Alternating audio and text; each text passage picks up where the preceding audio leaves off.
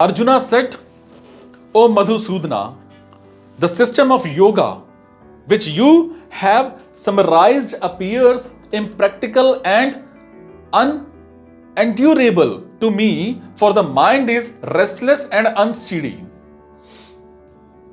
Of all yogis, the one with great faith who always abides in me, thinks of me within himself, and renders transcendental loving service to me, is the most intimately united with me in yoga and is the highest of all. That is my opinion.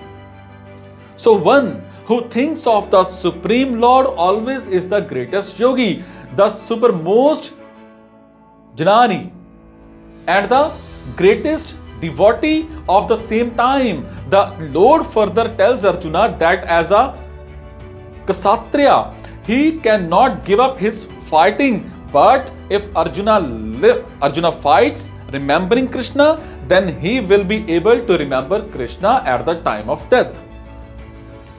But one must be completely surrendered in the transcendental loving service of the Lord.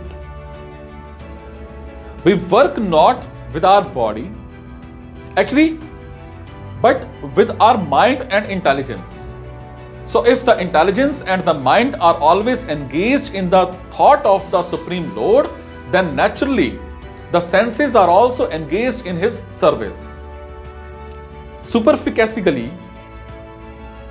at least the activities of the senses remain the same, but the conscious is changed. The Bhagwad Geeta teaches one how to absorb the mind and intelligence in the thought of the Lord.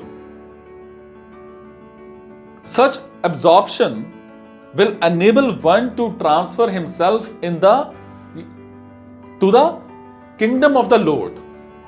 If the mind is engaged in Krishna's service, then the senses are automatically engaged in his service.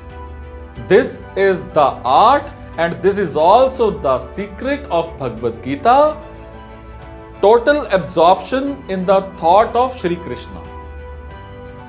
Modern man has struggled very hard to reach the moon, but he has not tried very hard to elevate himself spiritually.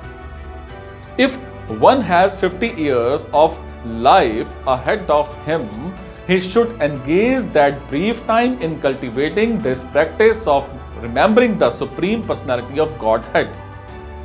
This practice is the devotional process.